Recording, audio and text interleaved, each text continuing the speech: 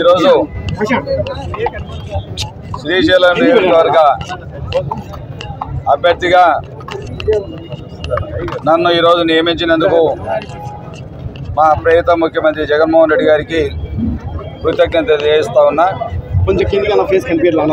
ఈరోజు శ్రీశైలం నియోజకవర్గ నలుమూలల నుంచి వచ్చినటువంటి నాయకులకు, కార్యకర్తలకు, అభిమానులకు, జగన్మోహన్ రెడ్డి అభిమానులకు, శిల్ప అభిమానులకు పేరు పేరున ధన్యవాదాలు తెలియజేస్తా ఉన్నా. ఈరోజు మంచి రోజు కావడం వల్ల నామినేషన్ దాఖలు చేశాం. ఈరోజు రాష్ట్రంలో చూస్తూ ఉన్నాం, పరిస్థితులు గమనిస్తూ ఉన్నాం. ఏమీ లేకపోయినా తప్పుడు ప్రచారాలతో ఈరోజు చంద్రబాబు నాయుడు కావచ్చు, వాళ్ళ టీం పవన్ కళ్యాణ్ కావచ్చు, లేక పురంధేశ్వరి కావచ్చు, వీళ్ళందరూ కూడా అసత్య ప్రచారాలతో ఈరోజు మా ప్రభుత్వంలోకి రాబోతున్నామని చెప్పి ప్రగల్భాలు పలుకుతూ ఉన్నారు. నేను ఒకటే అడుగుతా ఉన్నా, మా జగన్మోహన్ రెడ్డి ఒకటే చెప్తా ఉన్నాడు, మీ కుటుంబానికి ఏమైనా లబ్ధి చేకూరింటే, మీ కుటుంబానికి ఏమైనా న్యాయం చేశానని అనిపిస్తే మాకు ఓటేయండి. మీరు కూడా దమ్ము ధైర్యం ఉంటే, మేము గతంలో 14 సంవత్సరాల అనుభవం ఉన్నటువంటి ముఖ్యమంత్రిగా పేరు చెప్పుకుంటా ఉంటాం గొప్పలు. నేను గత ప్రభుత్వంలో ఇన్ని పనులు చేశాను, నాకు ఓటేయమని అడగాలి ధైర్యం ఉంటే. అలా కాకుండా తప్పుడు వాగ్దానాలు గతంలో ఎన్నోసార్లు చూసాం. 2014లో కూడా తప్పుడు వాగ్దానాలతో అధికారంలోకి వచ్చిన విషయాన్ని మనందరికీ తెలుసు. అలాగే రైతు రుణమాఫీ చేస్తానన్న పెద్ద మనిషి 87,500 కోట్ల రూపాయలు రుణమాఫీ చేయాల్సి ఉంటే 13,500 కోట్లు మాత్రమే రుణమాఫీ చేసి 50,000 లోపు ఉన్నటువంటి వారికి రుణమాఫీ చేసి రైతులను దగా చేసిన ప్రభుత్వం తెలుగుదేశం ప్రభుత్వం. ఇవన్నీ కూడా అదే కాకుండా డాక్రా రుణమాఫీ చూస్తూ ఉన్నాం. డాక్రా సంఘాలందరికీ కూడా 5 లక్షలున్నా 10 లక్షలున్నా రుణమాఫీ చేస్తానన్న చంద్రబాబు నాయుడు గారు అధికారంలోకి వచ్చిన తర్వాత మేము చెప్పింది ₹1,00,000, ఒక్కొక్కరికి 10,000 రూపాయలు అని చెప్పి అది 3,000 ఒకసారి, 3,000 ఒకసారి, 4,000 ఒకసారి 5 సంవత్సరాలు 10,000 ఇవ్వడానికి డబ్బులు 5 సంవత్సరాలు పట్టింది. అదే కాకుండా మీరు 5 లక్షలు తీసుకున్న వాళ్ళు 10 లక్షలు తీసుకోండి, 10 లక్షలు తీసుకున్న వాళ్ళు 15 లక్షలు తీసుకోండి, మీరు అసలు కట్టండి, నేను వడ్డీ కడతానని పెద్ద మనిషి 1.5 సంవత్సరాల కాలం వడ్డీ చెల్లించి 3.5 సంవత్సరం ఎగనొక్కినటువంటి దాఖలాలు ఉన్నాయి.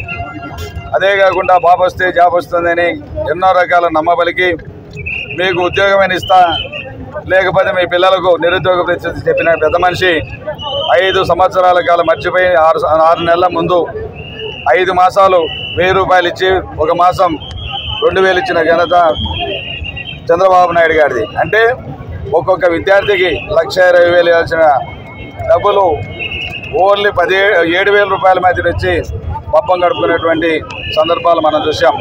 కాబట్టి చంద్రబాబు నాయుడు 1 కోట్ల రూపాయలు ఇస్తానన్నా, కేజీ బంగారు ఇస్తానన్నా, బెంచి కారు ఇస్తానన్నా, లేకపోతే పవన్ కళ్యాణ్ ఎన్ని రకాలుగా వాగ్దానాలు చేసినా, పురంధరేశ్వరి ఎన్ని జిమ్మిక్కులు చేసినా, వీళ్ళ ముగ్గురు ఎన్ని ఫీట్లు చేసినా అధికారంలోకి వచ్చే కల్లా అని మాత్రం చెప్పగలుగుతా ఉన్నాం.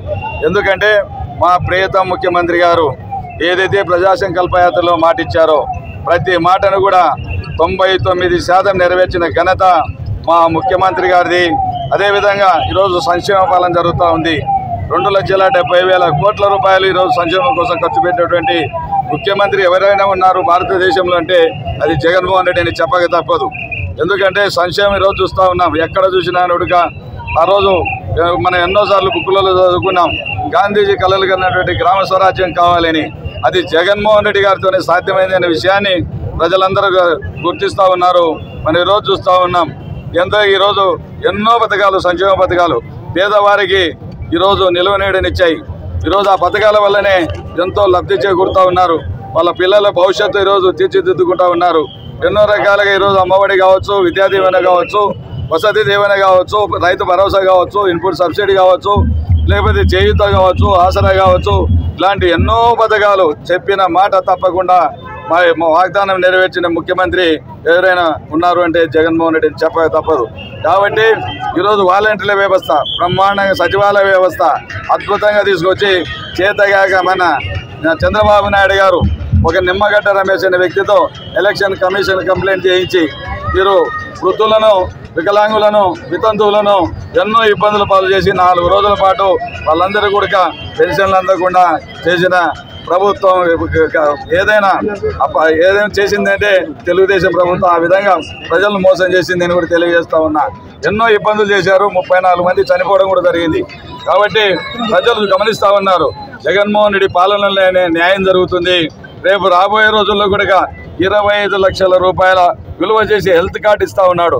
అంటే పేదవారికి అండగా నిలబడ్డాడు. చెప్పనటువంటి వాగ్దానాలు నెరవేర్చినటువంటి ముఖ్యమంత్రి జగన్మోహన్ రెడ్డి గారిని తెలియజేస్తా ఉన్నా. అదే కాకుండా ఈ నియోజకవర్గంలో మా ఎంపీ గారికి బొజ్జా బ్రహ్మానంద రెడ్డికి 1 ఓటు, నాకు 1 ఓటు, 2 ఓట్లు కూడా ఫ్యాన్ గుర్తుపై వేయించి గెలిపించవలసిన కోరుతూ, అదేవిధంగా మా సోదరుడు గుట్టా శేషారెడ్డి గారు కూడా ఈరోజు చేయి కలిపి ఒక జగన్మోహన్ రెడ్డి గారి ఆదేశాల మేరకు ఆయనకు ఇచ్చిన మాట ప్రకారం ఈరోజు ఎలక్షన్లో పాల్గొని నియోజకవర్గం అంతా కలయి జరుగుతూ మేమందరం కూడా కలిసికట్టుగా పనిచేస్తామని తెలియజేస్తా ముగిస్తా ఉన్నాం.